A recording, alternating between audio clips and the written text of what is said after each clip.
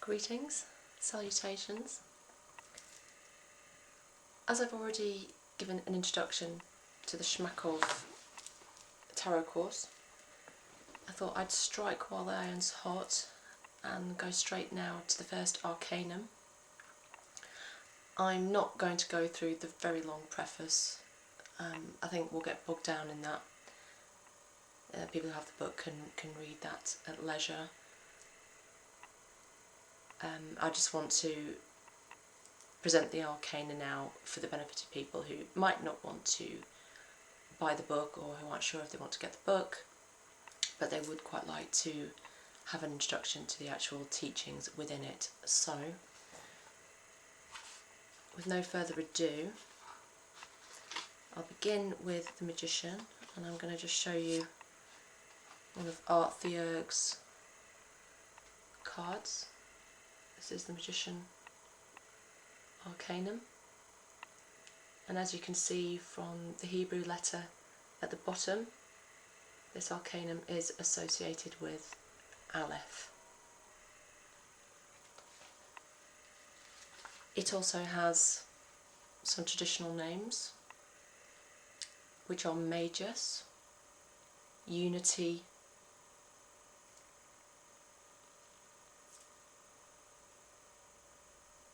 and the letter is Aleph, as we've said. The numerical designation is 1, as the letter Aleph is assigned the number 1.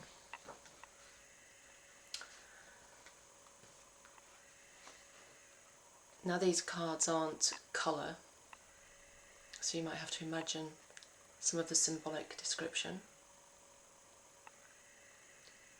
Standing in front of a massive stone table is a man in his mid-30s, in the prime of his life. This table is made of grey stone.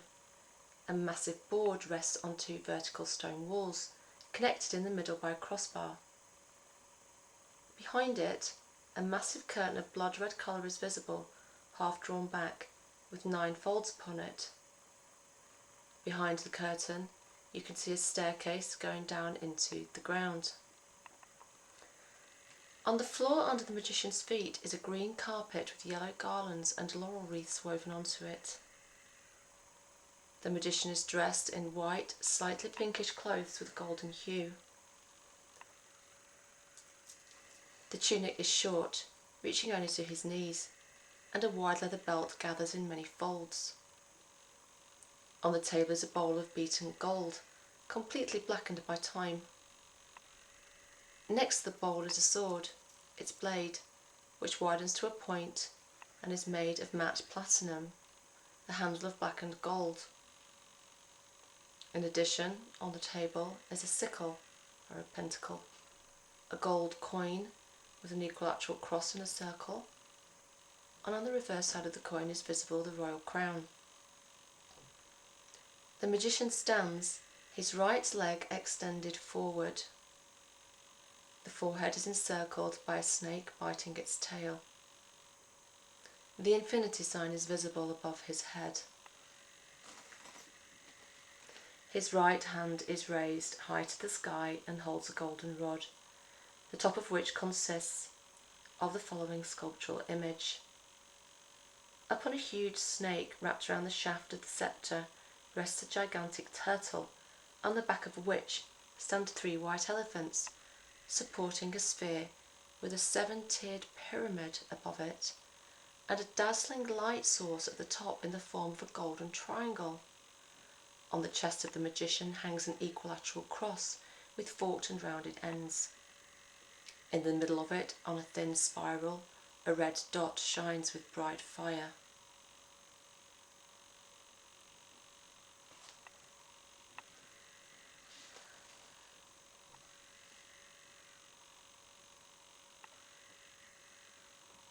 In the beginning, there was only the Absolute, the one Absolute.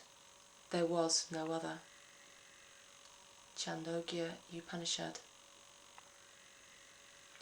Arcanum 1 of the Holy Book of Thoth stands above all other arcana, for it speaks of the first cause of all that exists, of the transition of the Absolute from pralaya and the revelation of the Active Triune Deity, and therefore it contains all the principles of the world of manifestation. In this pure nature it is beyond the reach of knowledge, and we must descend from these heights and consider this arcanum in its lower cross-section, when it is a member of the primus inter pares of the Arcana system.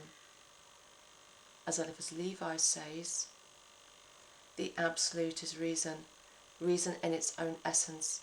It is because it is, but not because it is supposed to be. It is, or nothing exists. None of our thoughts can understand God, and no language can define him. That which is disembodied, invisible, and formless cannot be perceived by our senses. That which is eternal cannot be measured by the short measure of time. Therefore, God is ineffable. It is true that God may confer upon a few chosen ones the power to rise above natural things, in order to partake of the radiance of his spiritual perfection. But these chosen ones find no words that can translate into ordinary language the disembodied vision that thrilled them. They can explain to humanity the secondary causes of creativity that pass before their eyes as images of cosmic life, but the root cause remains undiscovered and can only be comprehended on the other side of death.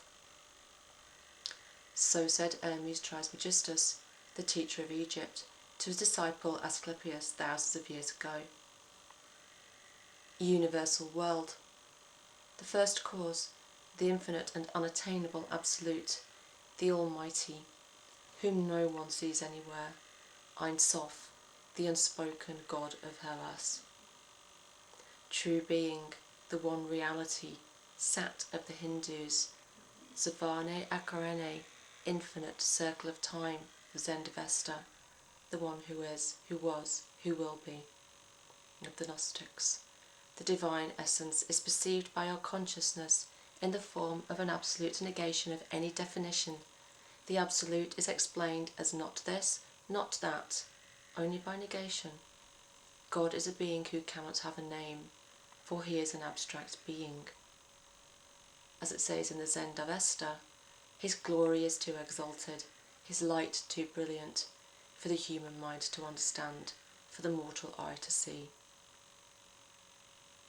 God is one. That which is one has no need of a definite name. Lactans. In general, man cannot know what God is. One thing he knows well, what is not God, and then a reasonable person discards it. From Mr. Eckhart. And from the Bhagavad Gita, all things before birth are hidden in one and great being, from whence they proceed at birth, sinking into it again after death.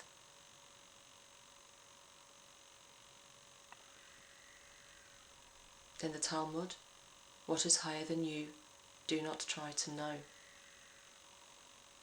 It is not that neti, the great teachers of India, have commanded us, and we, following them, must respond to every word that dares to say anything about it. Only this eternal, not that, for he hides his name. He hates to have it. He hates to have his name pronounced, as the ancient Egyptians said. And this commandment of theirs was kept inviolably in the path of centuries, invariably confirmed by all thinkers, regardless of the difference in the conditions and time of their lives.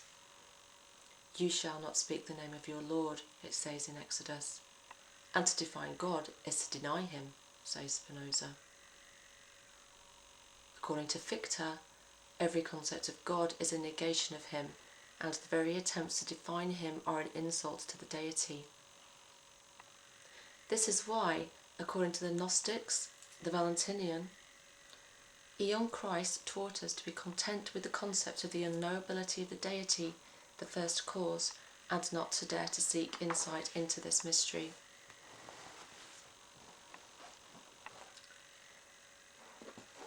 About the creative deity, his trinity, and the divine turner. As from a blazing fire, thousands of sparks fly out, all like fire. So, O friend, various beings arise from the eternal and return to it again. That's a Kabbalistic expression.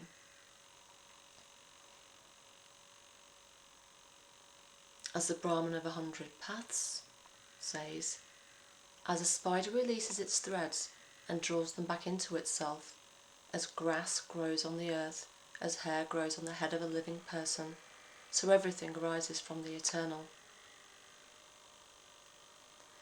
When a person meets with an idea, there are two possible cases. If the idea is finite, he can, according to the degree of his development, rise or fall to it. Having felt it with his spirit, he can embrace the idea with his mind in such a way that the case embraces the object enclosed in it. If the idea is infinite, and there is only one such idea, the idea of existence, then no matter how high a person stands, he cannot rise to it. But man himself is divine, because his Atman is the ray of the deity. Through this emanation of being, man can enter into realms that are forever closed to his mind, and all his efforts must be directed only to translating the revelations of the spirit into the consciousness of the mind.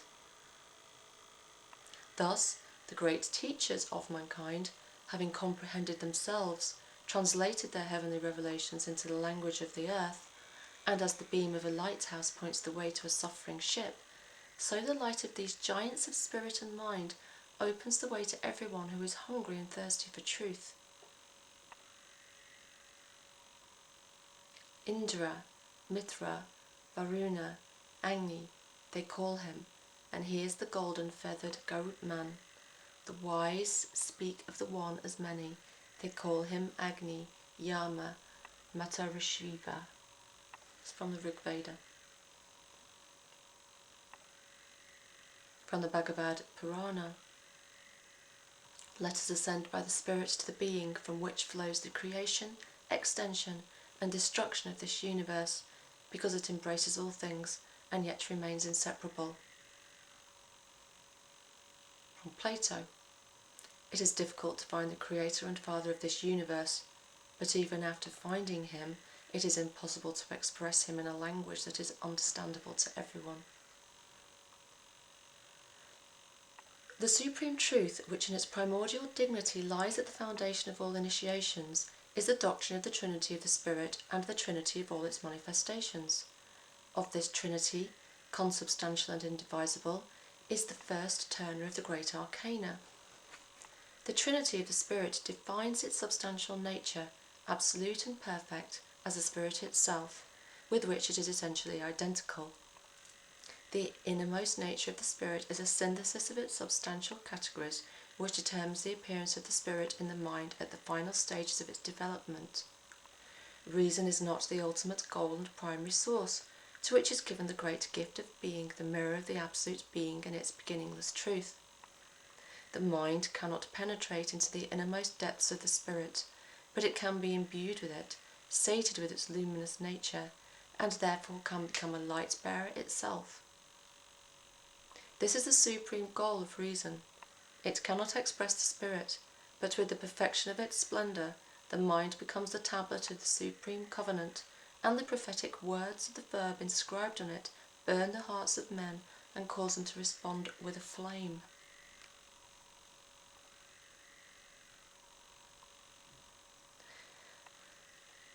The Ancient One, blessed be his name, has 3 chapters, which form only one chapter. This is what is most exalted between the exalted.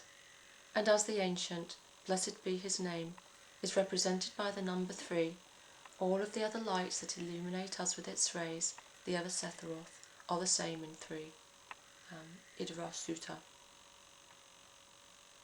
From Alephia. The Divine Trinity is formed, God the Son of God and the Holy Spirit. Thus God has a single name, showing the unity of his essence, but at the same time he is threefold, and this triplicity is one. Strange as it may seem to you, these names already explain it to you. These names, which are 3, and which all 3 denote a single substance, identical in itself as a triple invocation, holy, holy, holy, and on the other hand, they contain the Trinity, wisdom, reason, and science. The Sefer Yetzirah, according to Yehuda Halevi, explains the existence of the one God by showing us, in the realm of diversity and multiplicity, the presence of unity and harmony, for such wholeness cannot come except for one master.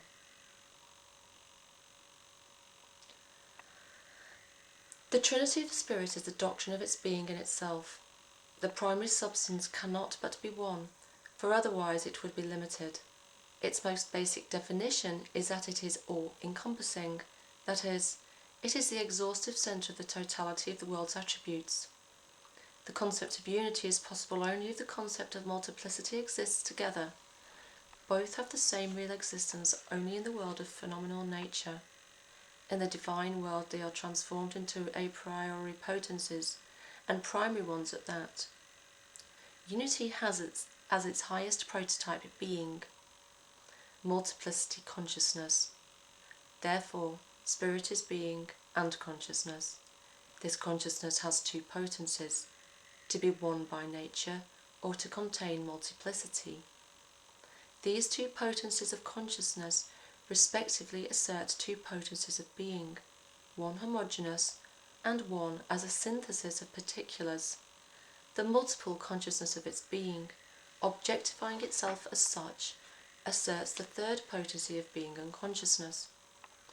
These three potencies in their true nature, when being is united with consciousness, are transformed into the three hypostases of the spirit, consubstantial and inseparable. The first turner of the great Arcana, in its highest aspect, is the doctrine of the Trinity of the pure Spirit, and therefore it dominates and rises above all other Arcana in its entirety and reveals the highest doctrine to which a person can rise to consciousness. This doctrine in its three forms is expressed as follows. Arcanum 1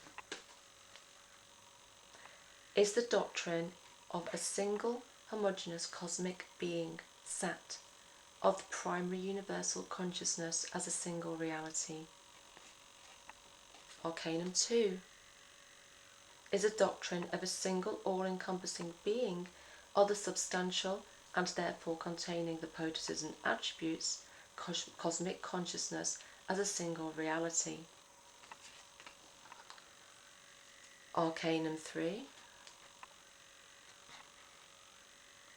is a doctrine of a single being in essence, but created by nature, of a synthetic one, as an integral set of attributes, separate differential aspects, the integral cosmic consciousness of a single reality.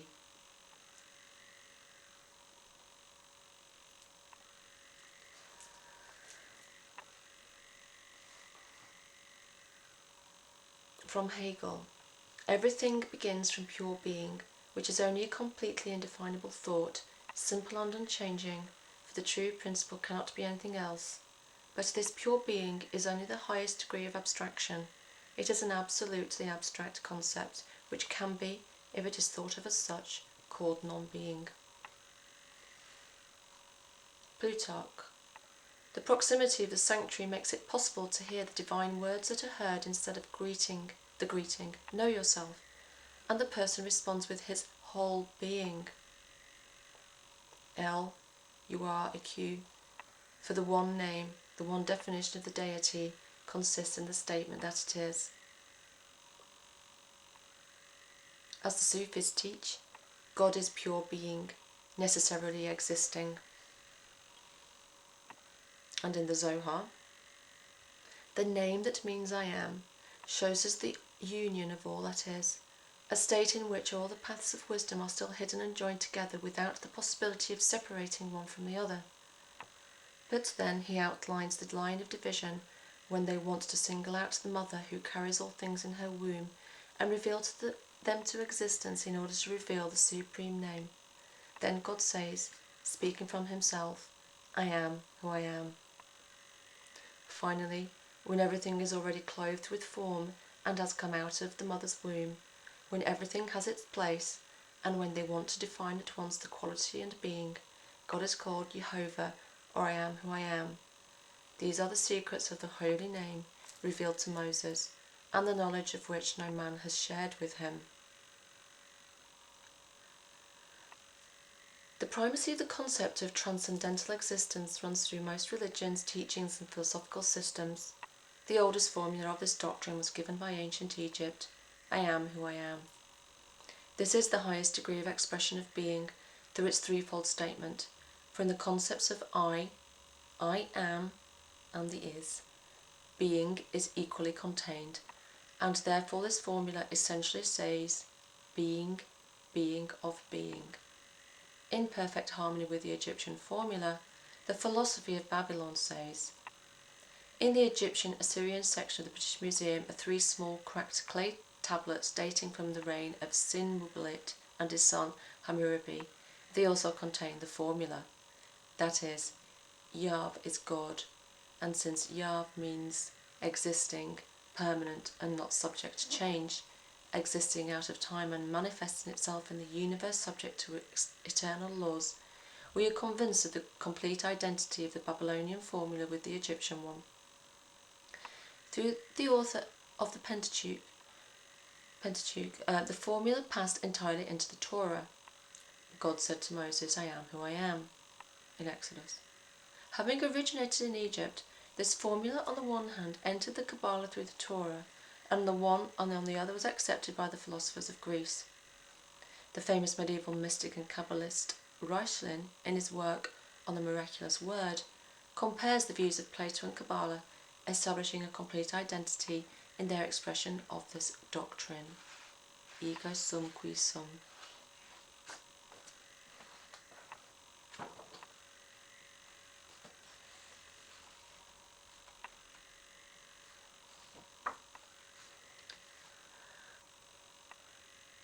The teachings of the Egyptian hierophants, partly in direct succession, partly through the Kabbalistic currents of the Jews, together with the philosophy of Hellas, led to Neoplatonism and Gnosticism. In this transmission, the doctrine of being as the highest primary transcendent category of deity was perceived in complete purity. Simon Magus, God as the totality and primary source of the potentials of being. From Basilides, the Gnostic, she was when there was nothing, only it has nothing to do with anything existing, that is the real world, but simply and clear without any sophisms. She was before non-existence. And when I say that it was, I don't want to say that it was, but only to indicate my thought by saying that there was a preceding nothing, and this was not what it is called inexpressible, for the inexpressible is a thing, and it is not even inexpressible, for it is above any word or designation. As an echo of this teaching has reached our days, imprinted in the philosophy and mysticism of the modern history of Europe, such as in Descartes, the concept of the most perfect being necessarily contains existence. These views were shared by Saint Martin, the famous unknown philosopher, the apostle of Martinism, who says, the imperfection inherent in temporary things shows that they are not equal and not eternal with God, and at the same time shows that they cannot be permanent like him, because their imperfect nature, which does not contain in perfection the essence of the deity, to whom the perfection of life is one, must be capable of losing the life or movement that it could receive. The true nature of God is an unchangeable being, that is, a being without a beginning. God is eternal and eternally necessary.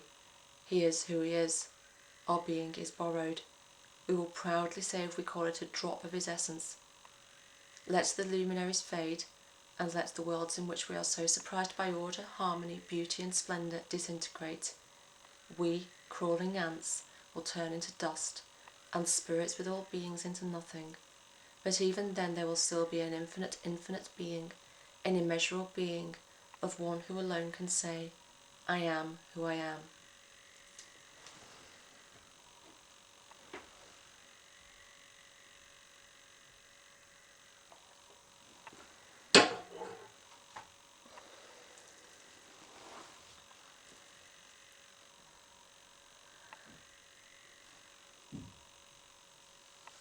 He is the one who was and will be one who is, and is the one who will be.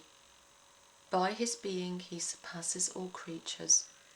He is the beginning and the source from which each finite being flows, one after the other, but in such a way that it does not change or exhaust his being. Eckhart Howden. Creativity is a manifestation of a substantial essence. It is its way out of the state of inseparable unity. It is the transfer of consciousness outside of the unity through a change in the type of self-contemplation. The singularity of being is synonymous with the absence of a criterion, the following of which determines the essence of conscious being, inseparability. Therefore, unity is the absence of self-consciousness. It is extension but not life. It is being and non-being. Pralaya, that is, the unmanifested substance, is not only incomprehensible due to the limitations of human cognitive principles, but, moreover, it is the maximum of possible contradictions. Pralaya is just a metaphysical idea. It is just a postulate, the beginning of any world view, the meaning of which is that it absolutely determines the beginning of all relative constructions. The manifestation of a substance is not its property, which may or may not be, but its very being, since only by the manifestation of a substance asserts itself. World creativity as such is the affirmation of the deity in itself. The energy of God is his will. His essence is the desire for the universe to exist, for God, the Father, and the Good are nothing but the existence of something that does not yet exist. Tris Megistus. Substantial creativity is the dismemberment of the self-consciousness of the essence. It is the identification of the potential possibility of the existence of its individual aspects as independent substances of the second kind, similar to the substance of the main one. Further change of the integral self-consciousness is carried out by the basic substance already through these individual aspects.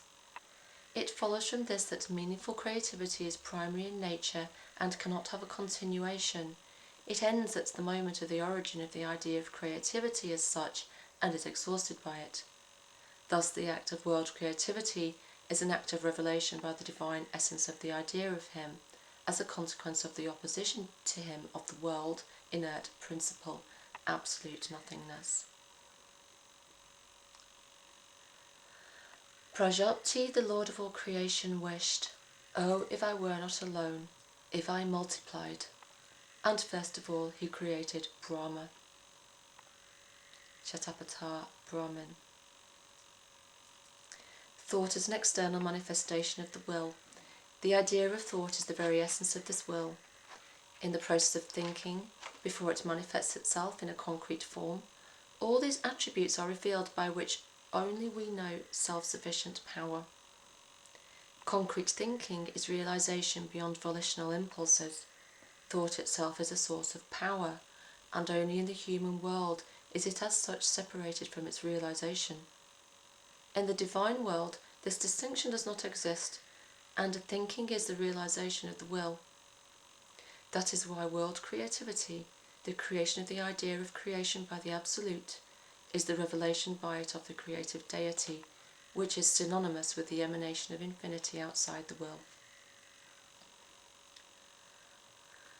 In relation to the triune creative deity, Arcanum 1 speaks of his being as the will of the Absolute, radiated outward, for the realization of the principles of being and non-being in the natural world. In the beginning, God created heaven and earth. The earth was blind and empty, and the Spirit of God swept over the abyss.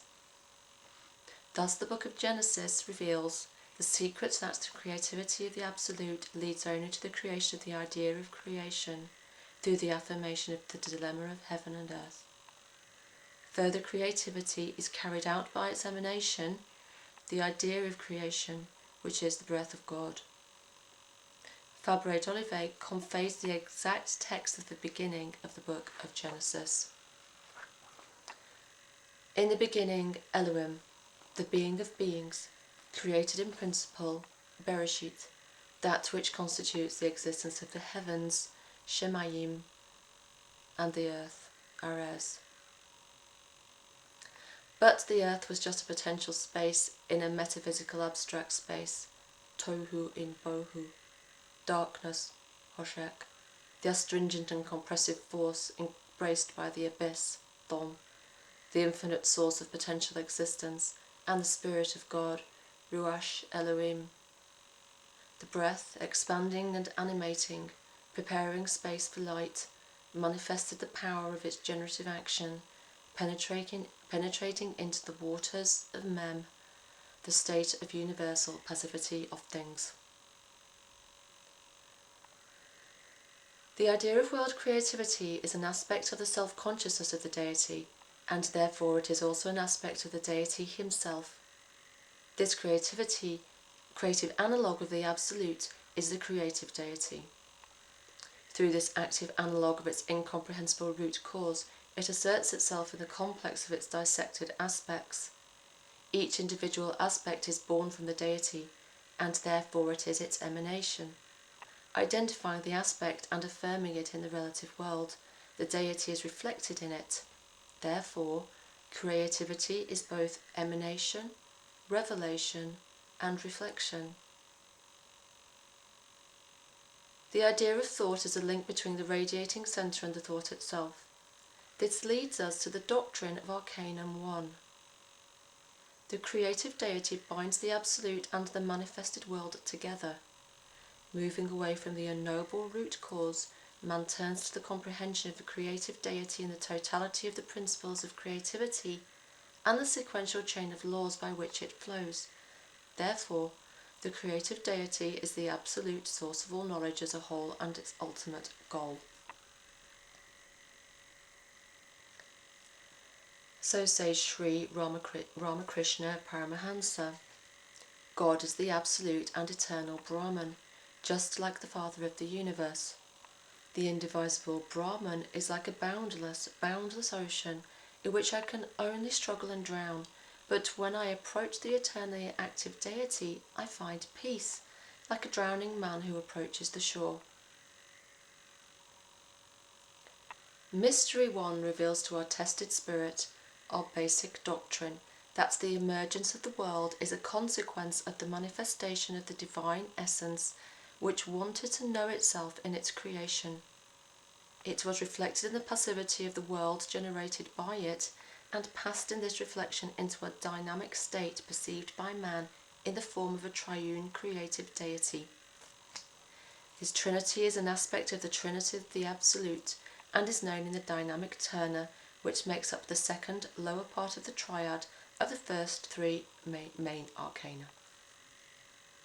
Arcanum 1 speaks of world creativity as the transition of the Absolute from the state of pralaya to the state of dynamic reflection of the triune creative deity, revealed by him in the world passivity, revealed by himself, the cosmic environment, the highest astral Arcanum 22.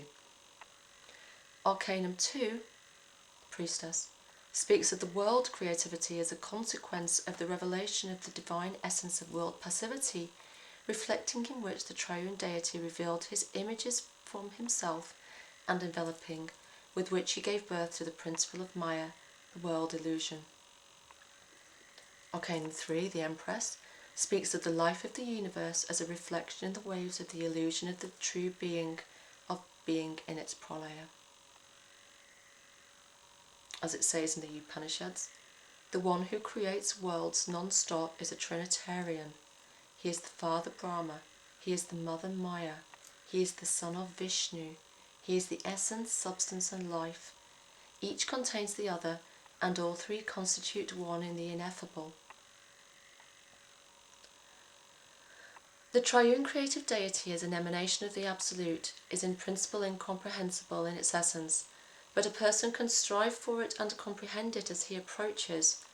At the same time, in his consciousness, it is transformed into a system of three principles that make up the external analogue of the divine triad, called the first or divine Turner. The human mind, striving for synthesis, identifies general principles from many different particulars from which these features follow as consequences. Thus, a person gradually creates metaphysical concepts in his mind that exist only abstractly and as such are not directly observed. The identification of each general principle is a conscious and artificial severance of its ties with everything to which it tends. The higher the principle, that is, the more perfect the synthesis was made, the stronger its attraction to everything connected with it. Each synthesis of a person is a gradual accumulation of enormous potential power in the principles that he reveals in his mind. Continuing his synthesizing constructions to the absolute maximum, a person comes to comprehend the first divine turner. If a person removes all restrictions now, then this divine turner, thanks to the mutual gravity of its members, will turn into a single inseparable trinity, which is a creative deity. Man cannot do this, because from that moment his consciousness escapes from his consciousness and turns into a deity and into his reflection in the world, from which the first is incomprehensible because of its superhuman divine synthetics, and the second because of its differential fragmentation. So the divine turner represents the last feature that a person can achieve in principle. This is an artificial construction. He must always firmly remember this, but at the same time, this is the only way, in the absolute sense of the word, with which he can forever find out by getting closer.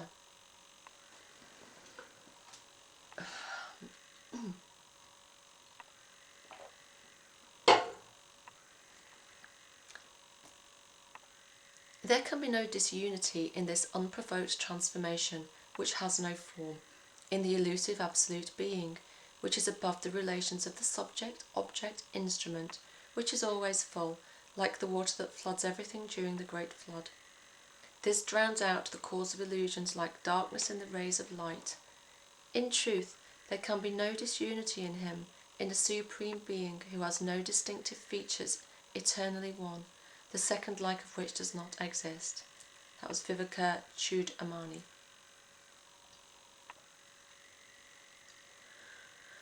The first divine turner is at the heart of all the religions on the earth.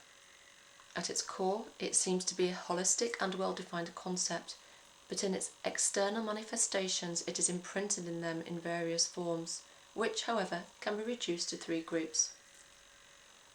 Purvai. As the waters of the fountain rush upwards with force, rise to a height, proud of their powerful flight, rise and then fall again, the farther you go, the faster you can return to the environment from which they were born for the first time.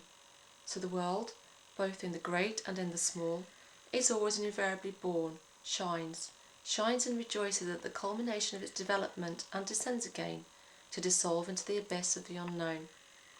This is the idea of the divine turner in the form of the law of sequence. This includes the cult of Brahma, Vishnu and Shiva, teachings, legends and myths about the three parks, the three norms, about the daily path of Osiris, Apollo and Phoebus.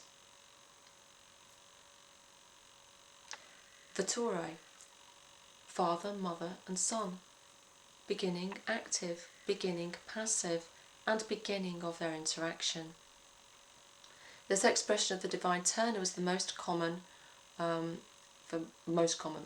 Moloch and Asher, Baal and Tanitha, Zeus and Aphrodite, Osiris and Isis, Marduk and Belita, Bel and Ea, Brahma and Maya, Trimurti of India, three-faced Janus, and in general all phallic cults. And then there's Treti, spirit, reason and power, that is, the doctrine of the demiurge according to Kabbalah and the Gnostics, the teaching and averores.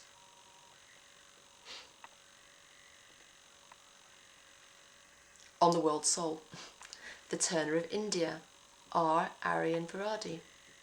All these teachings boil down to the idea of a self-sufficient force that gives rise to opposition in the form of the passive principle, which is reflected in it, and thus generates the world from non-existence. Arcanum 1, which speaks of the whole divine turner in its next lowest section, speaks of the world active beginning, and here for the first time becomes an equal member with the second and third arcana of the Holy Book of Thoth.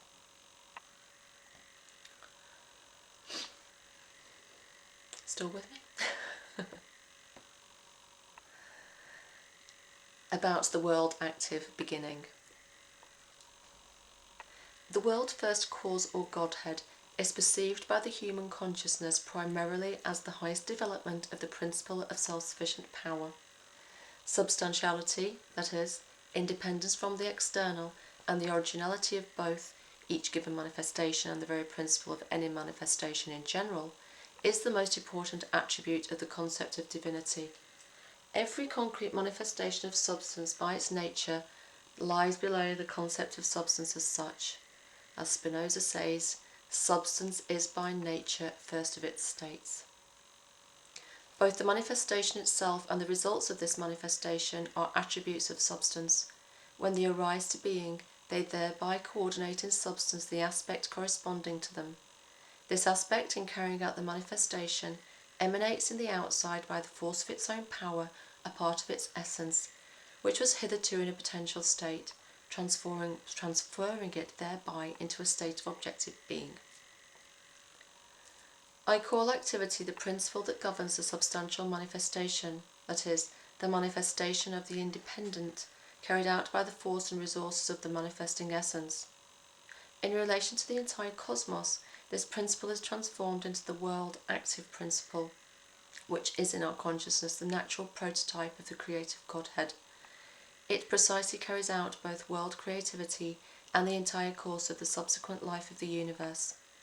The universal active principle, as the essence of the divine turner, which is the basis of the entire world of the manifested, can be known only by its attributes, classified into a strict and definite system.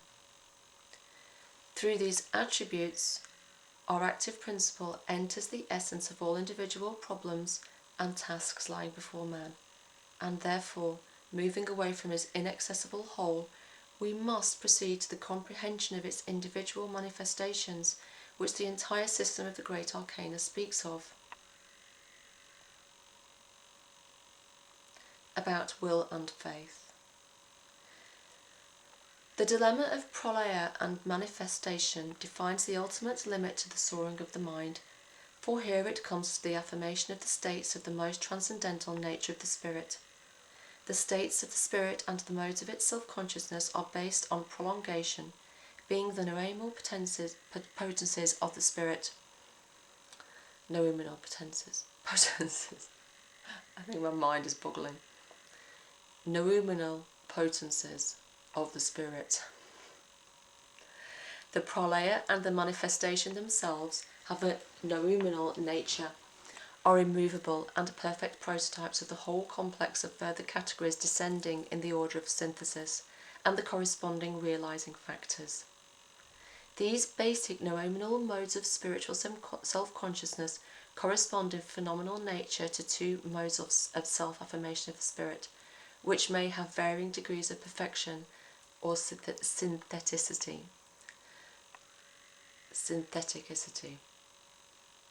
But in the totality of specific manifestations according to the laws of the environment, are perfect analogues of the noumenal modes. These two kinds of self-affirmation are will and faith. Faith is the desire of the human spirit to withdraw into itself through ignoring, denying, neglecting all affirmation in general. The ecstasy of faith is the highest degree of alienation from the phenomenal world, the forgetting of experience, the forgetting of all means of phenomenal feelings and affirmations, the forgetting of one's own personality. A person is completely immersed in the uncharted depths and recesses of his spirit. He enters the mystery living in him, and freezes in the thrill of consciousness. As 7. Great and sweet is this moment. Few are destined to survive it.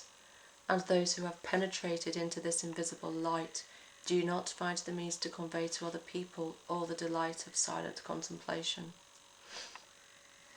Pure spirit is everything, but nothing can express it. He is, and there is everything in this being. There are no questions, no doubts, no thirst, no searching, no shifts. He is, and in this consciousness of his is everything. He feels himself, he penetrates himself, he lives in himself, he is filled with himself, and in the majestic rhythm of the vibrations of this luminous 7, he is intoxicated by the aroma of his being. Faith is the anticipation of heavenly Eden. It is the consciousness of the divinity of one's nature, the unshakable conviction that the lurking spark of the spirit will rise and unfolds its possibilities. Faith requires nothing to be strengthened and is born regardless of empirical experience. It is a sense of true self-awareness, and therefore depends only on the degree of wakefulness of a person. External influences can give impetus to the emergence of a sense of faith in the mind only like a stone that fell on the head of a sleeping person and forced him to unwittingly open his eyes and see what has long been directly in front of him. Faith is the inner self-consciousness of the spirit. Man believes insofar as he feels his own spirit. Perfect spiritual consciousness is complete faith, and therefore attaining the fullness of faith is the attainment of full spiritual consciousness. As Eliphas Levi says, faith is the feeling of the infinite, the noble consciousness of oneself.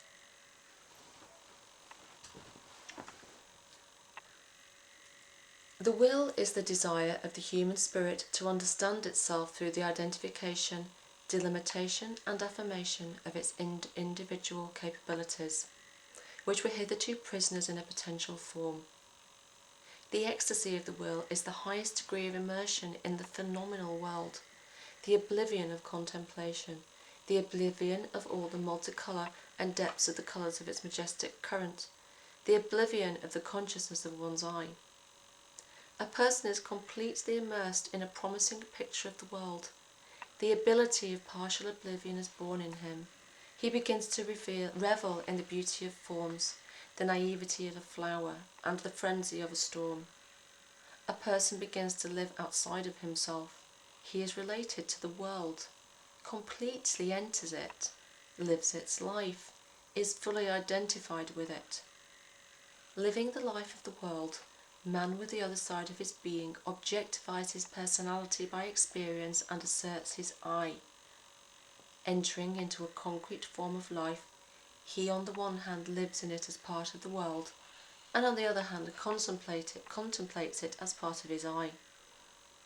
The first sight he denies himself, and the second he creates himself. In this work, a person reaches the highest tension of the will. His whole being languishes with a sweet negation of death and rebirth. It is filled with a mighty vibrating. He tears himself apart and shackles himself with a mighty hand. The ecstasy of creativity, the true magic of the spirit, is a moment of ultimate beauty, bliss, almost unbearable, happiness of the finite.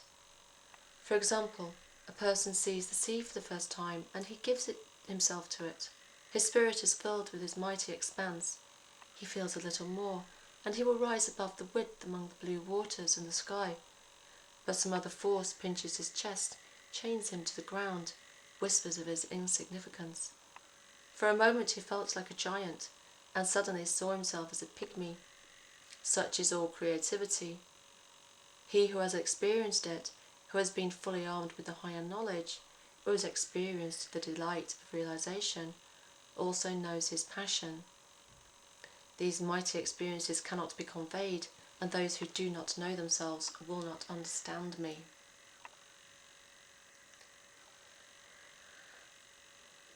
In creativity, the spirit is fulfilled by self-awareness. It begins to feel its reality. There is no thirst for further self-determination in it. No questions arise. No doubts appear. It completely goes into delight with its power, its dignity, its capabilities. Feeling its creativity, entering into its realized will, the spirit lives in its creation, is filled with a sense of self-affirmation, is completely carried away by the involuting rhythm of its vibrations.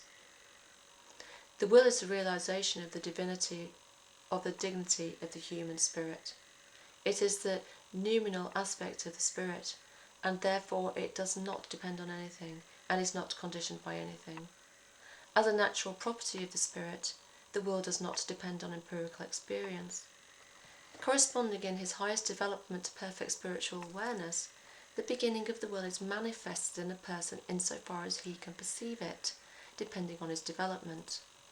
Thus, a person does not create a will through experience, but only implements it, revealing the possibility of its active manifestation.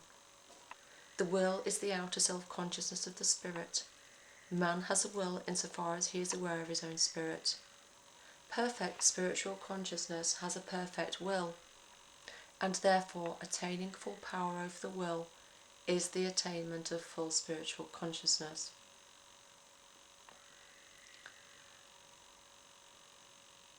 Now, according to Vladimir, all life in all its manifestations and forms is created by the divine will. Man as a being created in the image and likeness of his creator contains the great makings of creative power, and if his will does not contradict the divine will and harmonizes with it, he can develop it to an enormous proportions. Under such conditions, a person can create life forms. A true adept has such a will that is capable of creating an imagination to endow with objective, real life. How valid the life of all visible forms in the field of matter. The will and faith, which are equally inherent in the pure spirit, are inextricably linked in their very transcendental nature. The will is active, kinetic, affirmed in the outside faith. Faith is passive, potential, asserted within the will. Being bound together in their highest development by the unity of the substantial spirit, the will and faith remain inseparable in all phenomenal manifestations. All human life, all activity is conditioned by the wind of his spirit, invariably resulting in one of these basic categories. Insofar as a person lives within himself, since he understands his individual abilities, properties and qualities, since he devotes himself to the inner reorientation of his elements and their analysis, insofar as a person lives mainly by faith. Since man manifests himself in his environment, because he asserts himself in it, since he draws from it and objectifies his spirit in specific aspects, insofar as he lives primarily by the will. No volitional action is possible without the presence of faith, and, conversely, faith invariably accompanies every volitional action. The primary, simplest perceptions are given by faith. The will affirms them. The approved, simplest elements lay the foundation for the building of faith, which encourages the will to further perceptions and objectifications. All complex perception is a consequence of previous volitional constructions, asserted and affirming the belief in the proper perception. Therefore, the very realization of perception is the realization of both will and faith. Moving from external perceptions to internal ones, in place of perception from the environment, becomes the conclusion or perception of intuition. But the technique itself remains unchanged. A person is able to carry out an action only when he believes in his work. Faith is always a consequence of volitional efforts that eliminate doubts. According to Levi, all miracles are promised to faith, but what is faith but the courage of the will, which does not waver in darkness and goes to the light through all trials, overcoming all obstacles. The will and faith, bound by the unity of the source, thus remains truly inseparable in all kinds of manifestations. Whew. Almost there.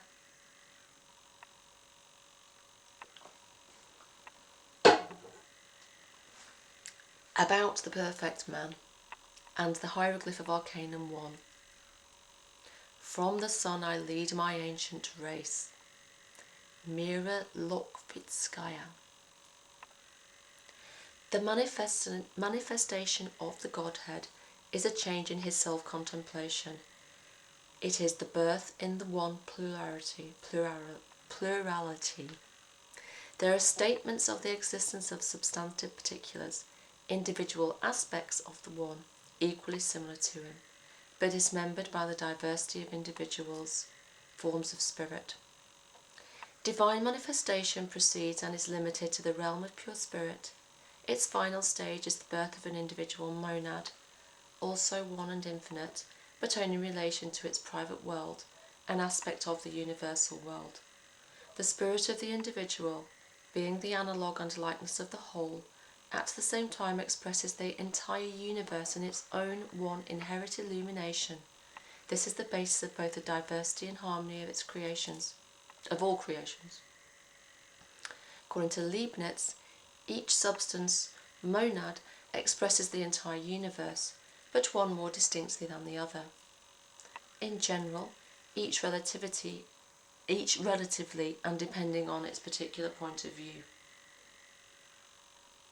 Each monad expresses the entire universe, one more distinctly than the other. In general, each relatively and depending on its particular point of view. According to G. Mortensen, the eternal individuality of man, given to him by the Creator, the basis of his character and disposition, cannot attain the highest perfection as that which is inherent in the possibilities, the potencies of his being. Although all people, both in relation to will and possibility, are destined for God-like and therefore the same perfection. A single aspect of the Godhead, a certain totality of his potentialities, objectified by the kind of tonalities, is an element of the cosmic system of possibilities. In its true nature, it is part of the inseparable whole, and is only a purely abstract existence arising from nothingness, simultaneously with the birth in the divine consciousness of the possibility of a limited being within the appropriate limits. Primary divine creativity consists in identifying individual single consciousnesses, modes of cosmic consciousness, affirming the existence of monads in the form of quasi-independent substances of the second kind. The further course of the self-affirmation of reality is carried out through the intermediary of the universal family of monads and their consciousnesses, each of them, while affirming itself as such, at the same time affirms the entire divine whole. From the Gospel of Eve. I was on a high mountain and saw a great man, and a little one sat next to me. And he heard a thunderous voice, and approached to hear what was being said. And he said, I am you, and you are I, and where are you? There is I, and I in all things, and wherever you desire, you gather me, and when you gather me, you gather yourself.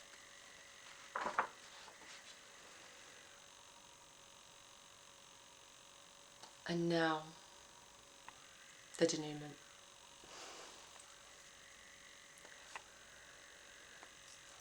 The ultimate goal of man is to attain the consciousness of his dignity of the original born, to return to the realm of the beginningless light, both by right of his nature and by virtue of achieving the fullness of the self-consciousness of the spirit. Arcanum 1 as a doctrine of the primary existence of the monad in the form of an aspect of the Godhead, which at first has only an abstract existence, and then is affirmed into reality by the work of the active consciousness of the world being, in its outline, and expresses the timeless person in the form of a final synthesis of all his karmic acts. On this hieroglyph stands before us the victor, who has broken the shackles of time and the measures of the relative world, the past and the future here merged with the present in a single eternal moment. All individual states, all specific aspirations, successes and failures, with the elimination of the extension in time, are synthesized in the final apotheosis of all searches, and individual stages of the paths to it descend to the level of single possible consequences. Cheerfulness of spirit is the basis of strength, the basis of hope, the key to achievement. A person should be eternally cheerful, should not allow self-doubt to develop. He must remember that he is the Son of God, the Caesar of this world, his called Lord. He must ensure that even in a moment of sorrow, longing and despair, in the painful hour of breaking with the whole, at the moment of his fall, to remember forever, you are the Son of God, and grief will leave him. He must be forever on guard, be full of determination and consciousness of his power. Like the Mage in the hieroglyphic of Arcana, be eternally ready to step into the struggle, as the Lord froze in his movement, leaning forward and moving his right leg. But, at the same time, a person should not allow the poison of pride to penetrate the soul. He must measure his strength, take the thing as it is, without minimizing, but by no means exaggerating its significance. He must comprehend art. In the moments of the fiercest struggle, never give all his strength, all his knowledge, all his thought to the struggle, remembering that in the struggle, the winner is the one who will be able to keep at least part of his weapons unused to the end. This idea is imprinted on the hieroglyphic of Arcanum 1 by the fact that the left hand of the magician is bent at the elbow.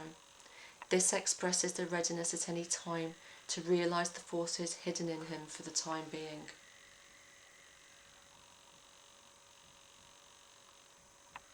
The colour of the mage's clothes is the colour of youth. A person should strive to ensure that his heart remains young forever. At any meeting in life, it is necessary to see in it first of all the good, because if disappointment comes later, it will never be able to destroy the good already received. The great mage is our big brother. There was a time when his divine spark, born of the immaculate light, was devoid of vices, but was also devoid of wisdom, and his pure robes shone like snow. Through centuries of sorrow, in a year of sorrow, they faded. Darkness enveloped him. All purity, and purity went deep into the very depths of his being. But life had not yet taught wisdom, and he was black. But having lost everything, having squandered all his riches, he began to receive from the outside, began to perceive other vibrations, began to absorb them and translate them into his being. And the darkness began to be enlightened. It was saturated with light, and it became radiant again. But this light was no longer cold, calm, and white.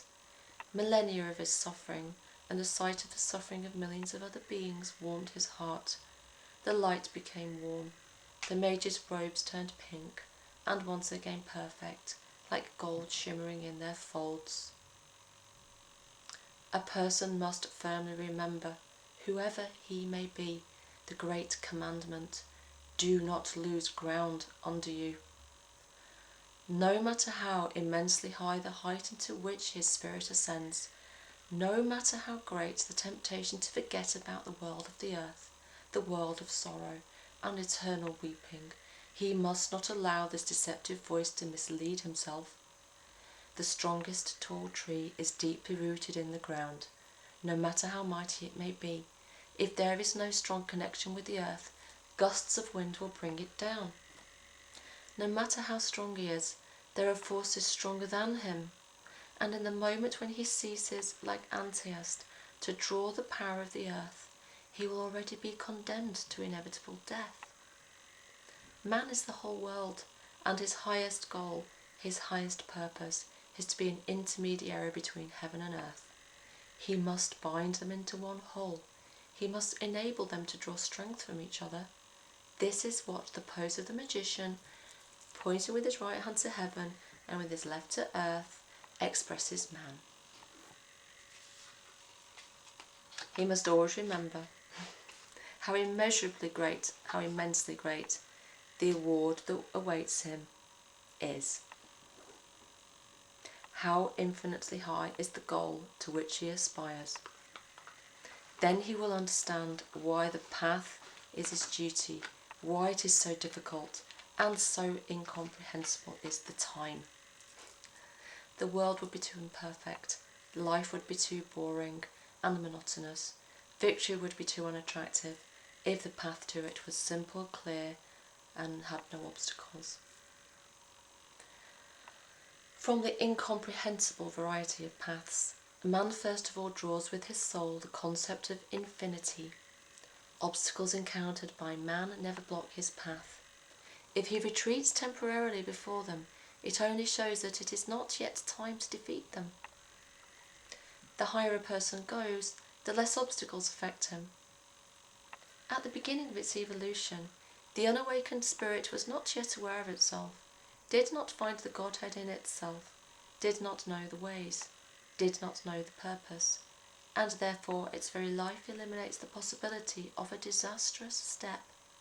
It seems to create a wall around him with a weaker resistance on the side where he should go, and therefore delays him with every careless step. Upon reaching the highest levels, man finally finds support in himself, for millennia of experience and the enormity of knowledge give him such colossal inertia that external factors are no longer able to adversely affect him. The Mage is wearing a leather belt. This is the remnant of the former shackles. They no longer restrain him. They not only do not interfere with him, but they serve as his tool, give his higher side restraining power over the lower side. As Eckhart Hausen says, there is no such sacrament in nature that is completely ineffable. All things are closed from us in order to arouse our will and to strive for the truth, and to inform us from the state into which we have fallen. A golden snake is visible on the magician's forehead, biting its tail, a symbol of completeness and perfection in both the great and the small. Man is then mighty irresistibly when he is closed. The highest degree of isolation, this is the fusion with the universe. The sign of infinity above his head testifies to the greatness of the task performed, to the completeness and perfection of the winner. Thinking about the hieroglyph of Arcanum 1, looking and carefully analysing its individual details and their mutual relationships, we can interpret this symbol in its various sections. However, we can see that this whole hieroglyph holds one dominant idea. While the individual particulars of the symbolic picture show only single aspects of this idea or reveal the way of their implementation. The basic idea of Arcanum 1 is expressed by the pose of the magician, the entire pose. In the world of the divine, Arcanum 1 speaks of a deity exercising the act of world creativity by generating from his being the dilemmas of heaven and earth. In relation to the whole perfect man, Adam Kadmon, Arcanum 1 speaks of the realization of world creativity as man's perception of the power poured out on him from the world of the divine, and its transmissions and transformation into the world of earth. In the human world, Arcanum 1 speaks of the supreme Mage as the last and highest stage of human development, when he, by virtue of his perfection, really becomes an intermediary between heaven and earth.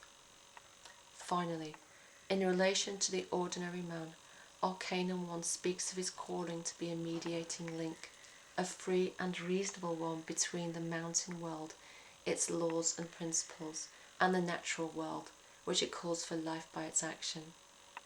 All this together reveals the doctrine of Arcanum 1.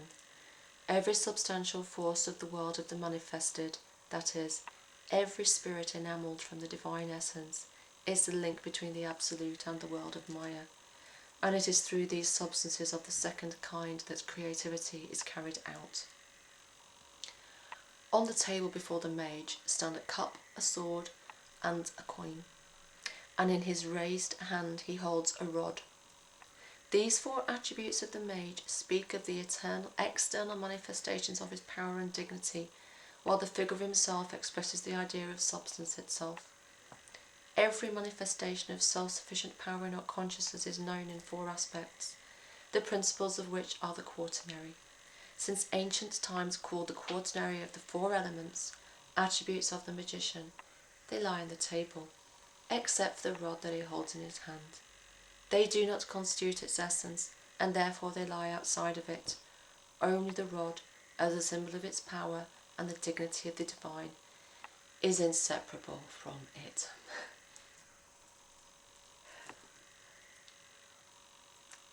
Okay. Okay. Well, I think time for a cup of tea.